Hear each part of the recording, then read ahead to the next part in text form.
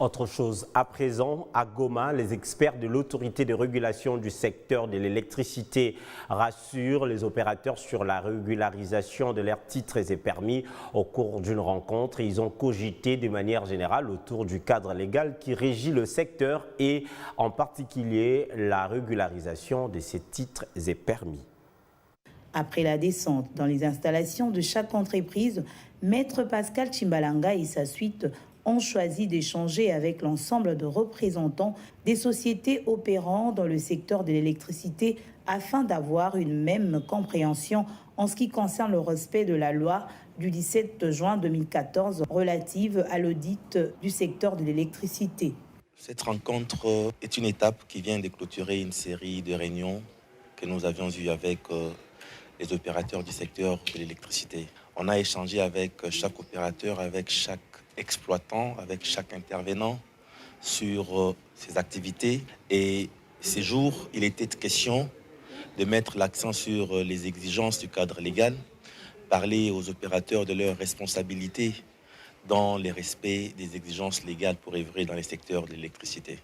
La délégation de l'ARE a longuement expliqué tous les aspects de la dite loi, dont la régulation, le contrôle et le suivi des activités qu'assure leur établissement.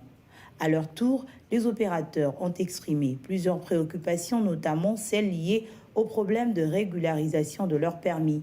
Réagissant à leurs inquiétudes, Maître Pascal Chimbalanga les a rassurés. Le décret dit clairement ce qui suit. J'aimerais le lire à votre intention.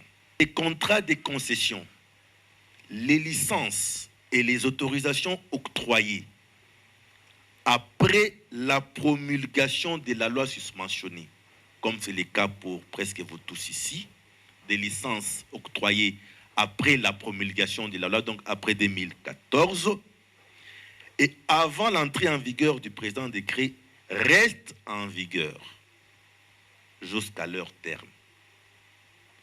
Toutefois, l'administration du ministère en charge de l'électricité doit s'assurer de leur conformité aux dispositions légales et réglementaires et inviter, le cas échéant, les opérateurs concernés à conformer leur dossier au présent décret. Nous avons besoin d'un secteur réellement ordonné, a-t-il précisé, dans lequel le jeu est clairement défini et dans lequel tous les opérateurs respectent les règles du jeu.